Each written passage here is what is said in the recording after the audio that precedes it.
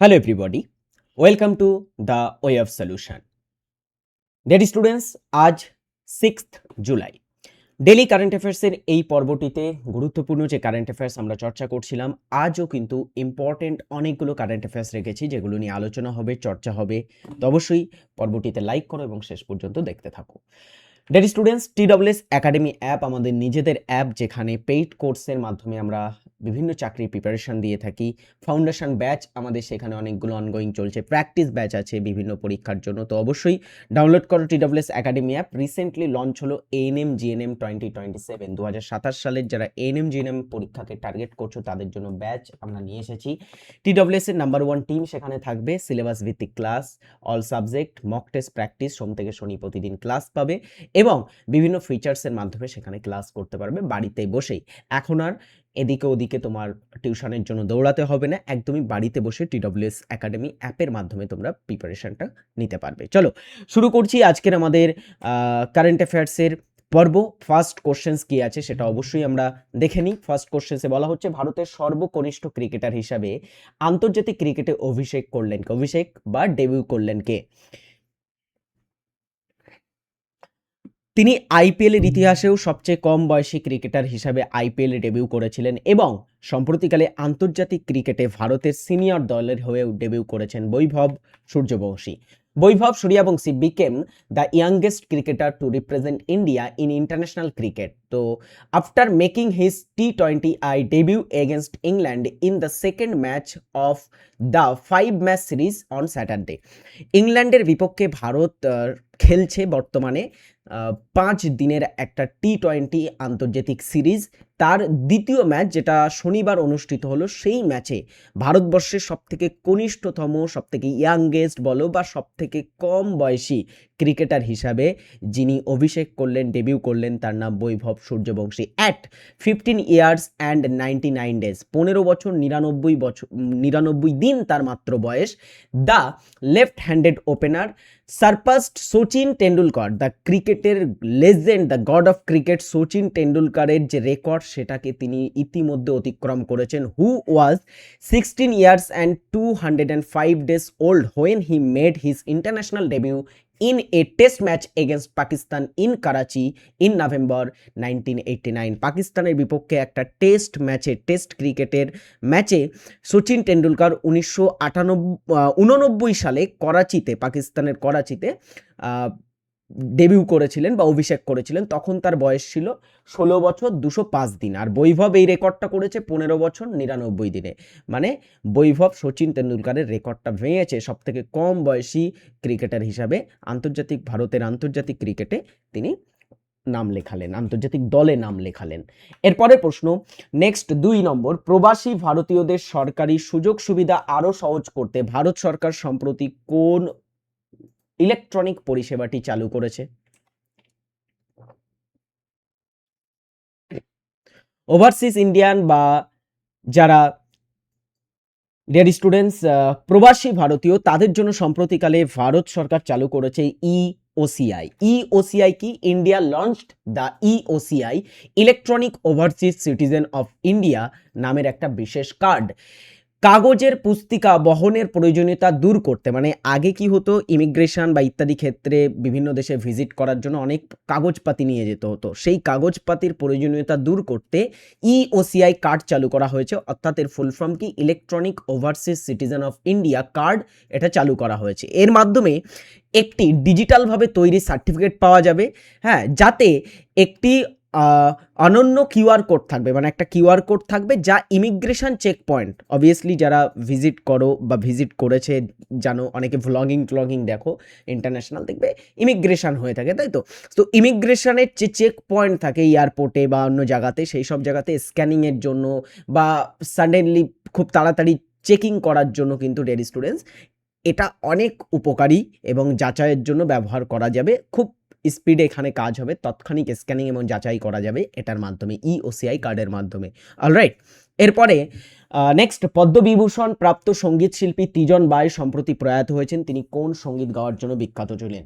পদ্মবিভূষণ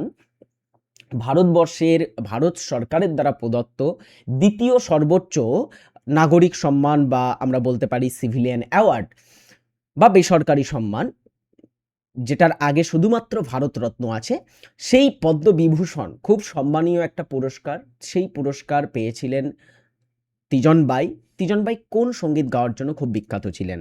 সঠিক উত্তর পাণ্ডবনী গাওয়ার জন্য বিখ্যাত। এখানে একটা ছবিও দেখতে পাচ্ছ, তিজন বাই তিনি আমাদের ভারতবর্ষের 14তম রাষ্ট্রপতি রামনাথ কোবিন্দের হাত থেকে পদ্মবিভূষণ পুরস্কার গ্রহণ করছেন। দেখো, Pandavani legend Teejan Bai dies at 70, 70 বছর বয়সে পাণ্ডবনীর এই বিখ্যাত গায়িকা তিনি মারা গেছেন। Teejan Bai was widely regard as the foremost exponent of Pandavani. Pandavani নামের এই বিখ্যাত সঙ্গীত, যেটা the traditional folk art from Chhattisgarh, এটা ছত্তিশগড়ের একটা ঐতিহ্যবাহী লোকশিল্প, স্থানীয় শিল্প, এই পাণ্ডবনী গাওয়ার জন্য খুব বিখ্যাত ছিলেন এই তিজন বাই, খুব খুব বিখ্যাত ছিলেন। এই পাণ্ডবনীর কথা বললেই কিন্তু তার নাম প্রথমে আসে। ওকে, তিনি 1988-1988-তে পদ্মশ্রী পুরস্কার পেয়েছিলেন। 1995-এ গিয়ে সঙ্গীত নাটক একাডেমি অ্যাওয়ার্ড পান, যেটা সঙ্গীত নাটক এবং নৃত্যের ক্ষেত্রে সর্বোচ্চ আমাদের ভারতবর্ষের সম্মান, সেই সম্মানটা তিনি পেয়েছিলেন 1995-এ, বা পুরস্কার সেটা 1995-এ তিনি পান। এছাড়া পদ্মভূষণ পেয়েছিলেন 2003-এ এবং পদ্মবিভূষণ পেয়েছিলেন 2019 সালে। তিনি খুব কম ব্যক্তি আছে আমাদের ভারতবর্ষের মধ্যে যারা এই 3টে করেই পুরস্কার কিন্তু পেয়েছেন, পদ্মশ্রী, পদ্মবিভূষণ, পদ্মভূষণ, এইগুলো খুব কম লোকই আছে পেয়েছেন, যার মধ্যে ইনি একজন। ওকে, তিজন বাই ছত্তিশগড়ের পাণ্ডবনী গাওয়ার জন্য বিখ্যাত। দেখো, আমি এই গানগুলো বলে দিই। মান্ডো হচ্ছে রাজস্থানের একটা বিখ্যাত গানের নাম, রাজস্থান। আর বাউল তো অবভিয়াসলি পশ্চিমবঙ্গে, আমাদের পশ্চিমবঙ্গে বিখ্যাত বাউল গান, এবং পাইগান মধ্যপ্রদেশের একটা লোকসঙ্গীত। নেক্সট প্রশ্ন, আর পাণ্ডবনী ছত্তিশগড়। কোশ্চেন 4, সম্প্রতি রাজস্থানের বালোত্রা জেলায় ভারতের প্রথম গ্রিনফিল্ড শোধনাগার ও পেট্রোকেমিক্যাল কমপ্লেক্সের উদ্বোধন করলেন কে?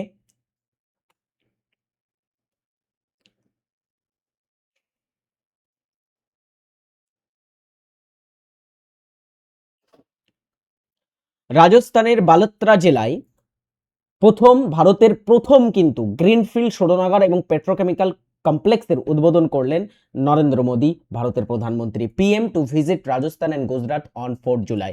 4 জুলাই তিনি রাজস্থান এবং গুজরাটে ভিজিট করেছেন, গুজরাট এবং রাজস্থানে তিনি সফর করেছেন, এবং prime minister Narendra Modi inaugurated India's first greenfield integrated refinery cum petrochemical complex. তো একটা তিনি সেখানে ইন্টিগ্রেটেড রিফাইনারি, শোধনাগার, গ্রিনফিল্ড শোধনাগার এবং সাথে সাথে সহ একটা পেট্রোকেমিক্যাল কমপ্লেক্সের উদ্বোধন করেছেন। কোথায়?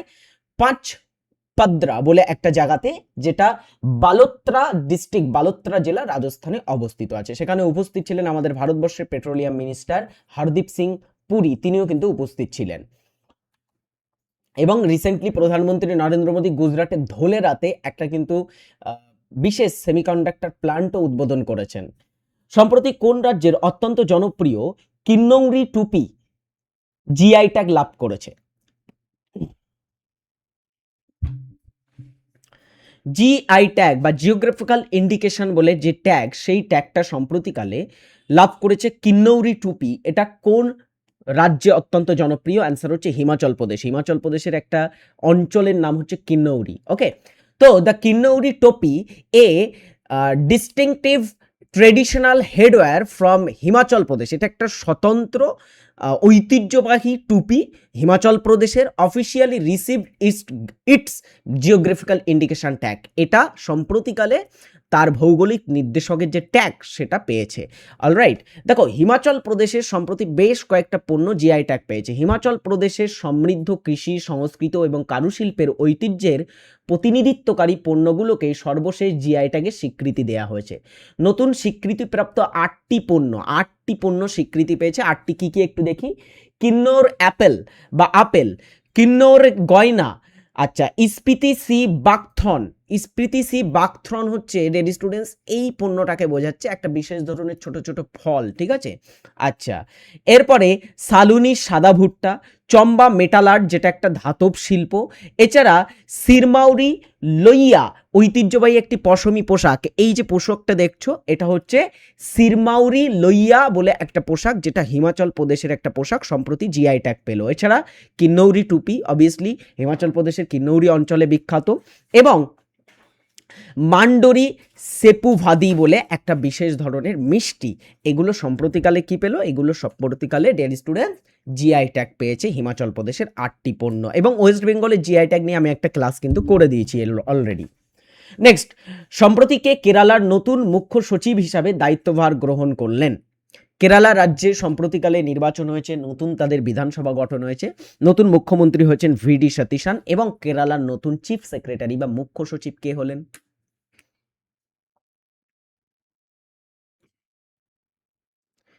কেরালার মুখ্য সচিব হলেন বিশ্বনাথ সিনহা।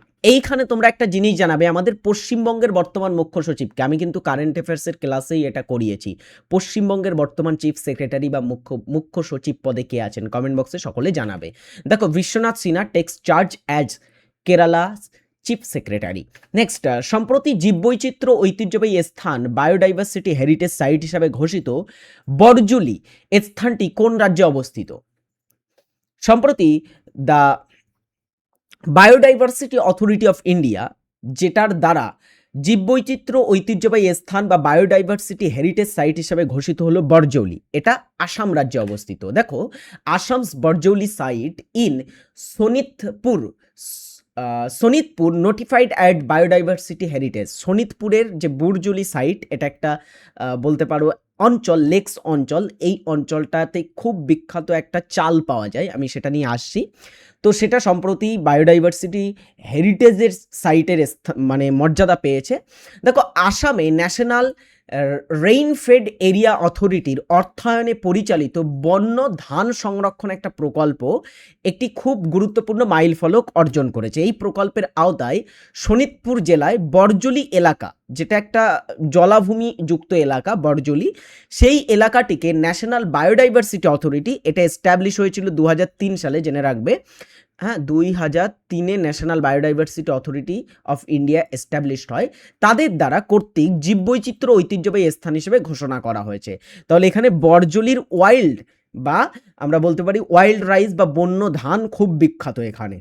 চলো এরপরেরটা, সম্প্রতি কোন ব্যাংক ডয়েচ ব্যাংক অধিগ্রহণ করার জন্য চুক্তি স্বাক্ষর করেছে? ডয়েচ ব্যাংক হচ্ছে একটা জার্মান ব্যাংকের নাম, ঠিক আছে।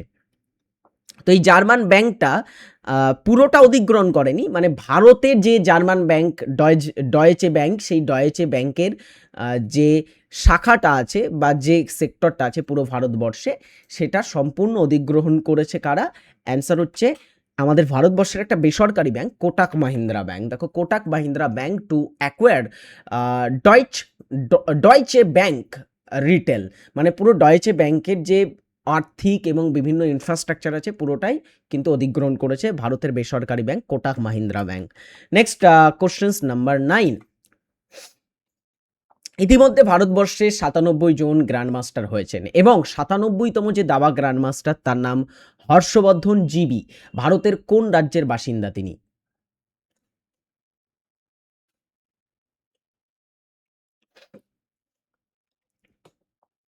হর্ষবর্ধন জিবি সম্প্রতি 97তম গ্র্যান্ডমাস্টার হয়েছেন, তিনি তামিলনাড়ু রাজ্যের বাসিন্দা। ভারতের সবথেকে বেশি দাবা গ্র্যান্ডমাস্টার কিন্তু এই তামিলনাড়ু থেকেই বার হয়েছে, এটা জেনে রাখবে।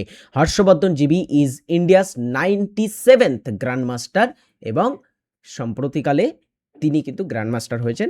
এরপরে কে ফিফা বিশ্বকাপের নকআউট পর্বে গোল করার বিশ্বের প্রবীণতম বা ওল্ডেস্ট ফুটবলার হওয়ার গৌরব অর্জন করলেন?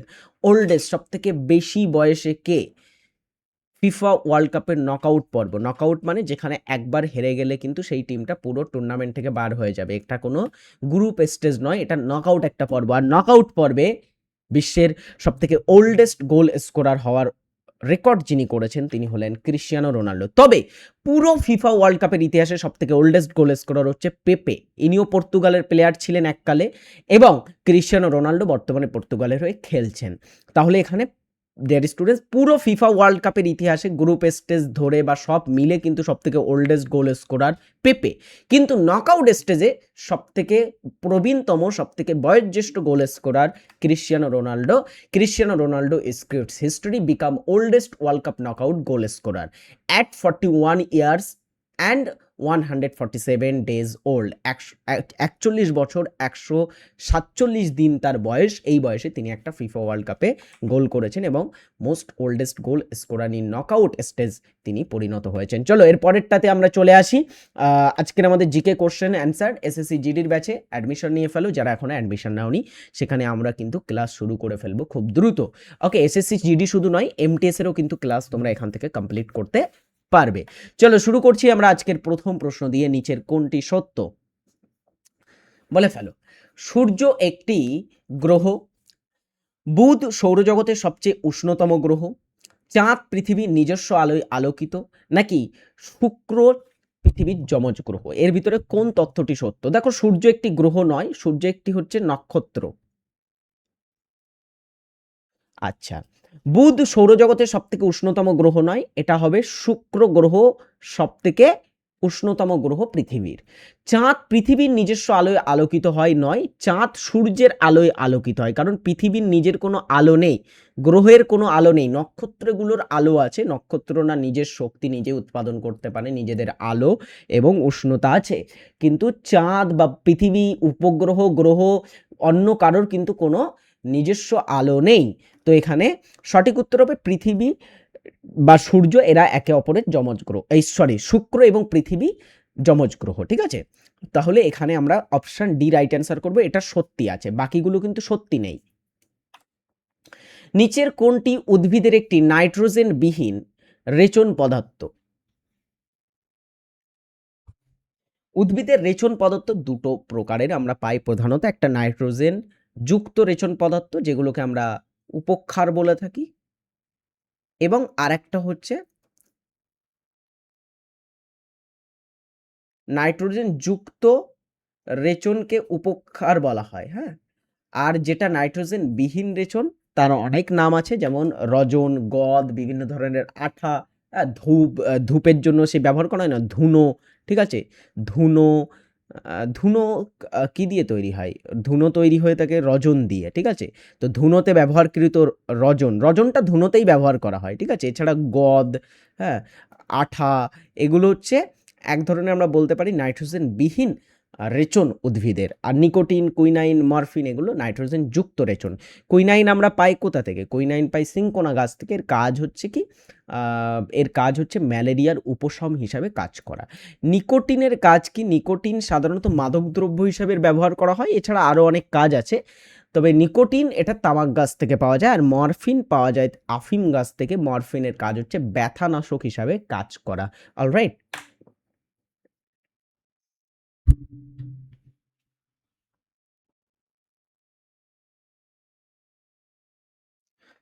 ভারতীয় সংবিধানে পঞ্চায়েত রাজ ব্যবস্থার নিজস্ব রাজস্ব আয়ের প্রধান উৎস কোনটি? নিজস্ব আয়ের, রাজস্ব আয়ের নয়, মাফ করবে, এখানে ভুল আছে কোশ্চেন্সটা একটু। হ্যাঁ, এটা নিজস্ব আয়ের প্রধান উৎস কি বা আয়ের প্রধান উৎস কি, এটা বললে ভালো হয়। পঞ্চায়েতের আয়ের মূল উৎস কি? স্থানীয় কর এবং শুল্ক, কেন্দ্রীয় সরকারের অনুদান, রাজ্য সরকারের অনুদান, নাকি উপরের সবগুলো? দেখো, নিজস্ব রাজস্ব আয়ের যদি কথা বলে স্থানীয় কর এবং শুল্ক, এটা উত্তর হবে। তো আমি এখানে এটা কোশ্চেন্সটা কিন্তু ঠিক করে দিয়েছি। এখন প্রশ্নের উত্তর হবে কি? এখন প্রশ্নের উত্তর হবে উপরের সবগুলোই পঞ্চায়েতি রাজ ব্যবস্থার আয়ের উৎস। তবে আগে যেটা ছিল ওটা অনুযায়ী অপশন এ উত্তর হতো। হ্যাঁ, কিন্তু এখানে এই শব্দ দুটো মুছে দিলে উত্তর কিন্তু সবগুলোই হবে, যে পঞ্চায়েতের আয়ের উৎস সবগুলোই। দেখো, কর থেকে পঞ্চায়েত খুব বেশি আয়টাই করে না, মেনলি রাজ্য কেন্দ্রীয় সরকার যে বিভিন্ন প্রকল্প বা বিভিন্ন যে অনুদান দিয়ে থাকে পঞ্চায়েতকে, সেটাই পঞ্চায়েত চলে থাকে। বিখ্যাত সংস্কৃত নাটক মত্তবিলাস প্রহসন কে রচনা করেছিলেন?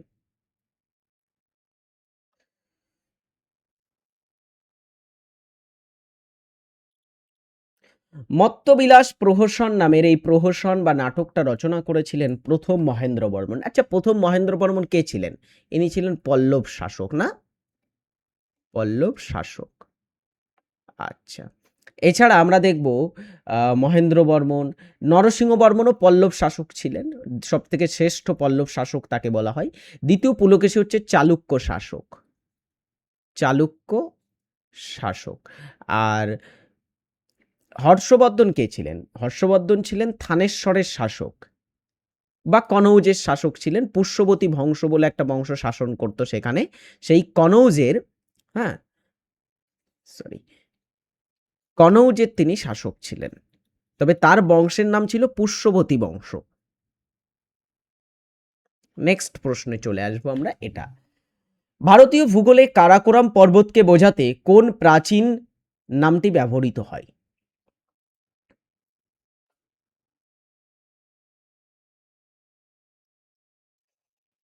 কারাকোরাম পর্বত আমাদের হিমালয়েরও উত্তরে অবস্থিত। এই কারাকোরাম পর্বতে আছে কেটু বা গডইন অস্টিন। কেটু বা গডইন অস্টিনকে আমরা সকলে বলে থাকি, এটাকে কি, এটাকে বলা হয় ওয়ার্ল্ডের সবথেকে সেকেন্ড হাইয়েস্ট এবং ভারতবর্ষের হাইয়েস্ট পিক, তাই তো? এবং এই কেটু, এটা, সরি, কারাকোরাম পর্বতকে কৃষ্ণগিরি বলা হয়ে থাকে। কৃষ্ণগিরি।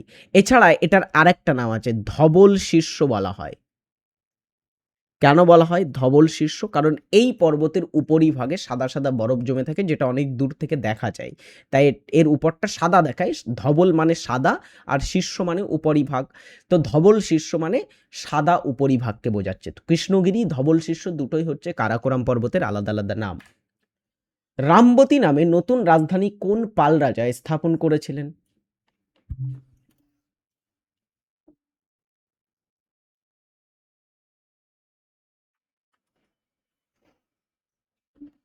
রামবতী পালদের রাজধানী ছিল এবং রামবতী নামে নতুন রাজধানী নির্মাণ করেছিলেন রামপাল, পাল শাসক।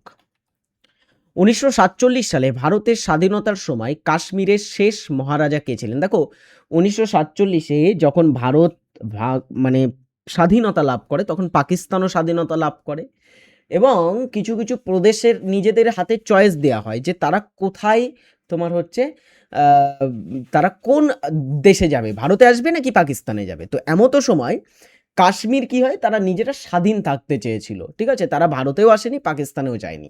এবং কাশ্মীরের রাজা ছিলেন রাজা হরি সিং।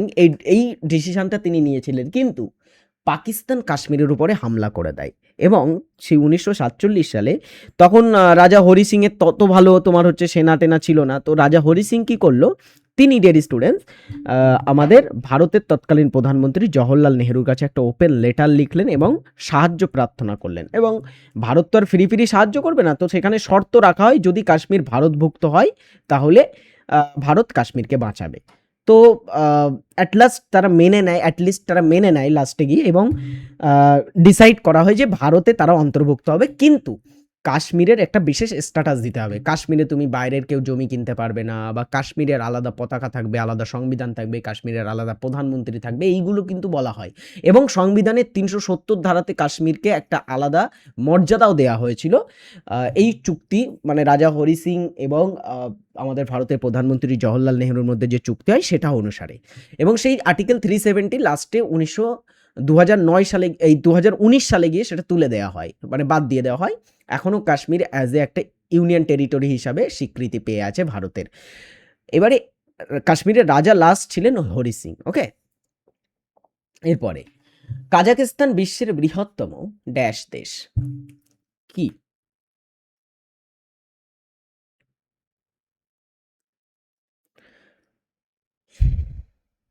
কাজাকিস্তান বিশ্বের বৃহত্তম স্থলবেষ্টিত দেশ। এটা এশিয়া মহাদেশে আছে।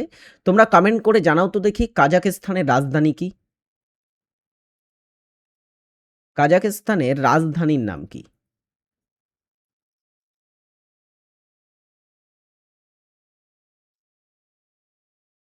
এবং কাজাকিস্তানের মুদ্রার নাম কি?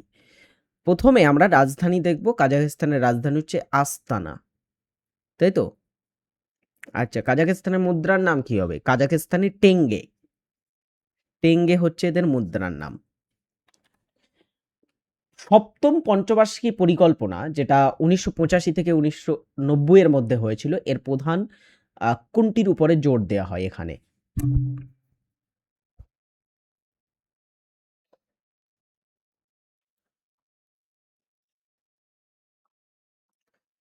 সপ্তম পঞ্চবার্ষিকী পরিকল্পনা খুব সিগনিফিক্যান্ট একটা পঞ্চবার্ষিকী পরিকল্পনা ছিল। এখানে ডিয়ার স্টুডেন্টস খাদ্য শস্য উৎপাদন, কর্মসংস্থান এবং উৎপাদনশীলতার উপরে জোর দেওয়া হয়। পাটলিপুত্র কে প্রতিষ্ঠা করেছিল? পাটলিপুত্র কি ছিল? পাটলিপুত্র মগধের রাজধানী ছিল এবং এটা মগধের কিন্তু প্রথম রাজধানী নয়, মগধের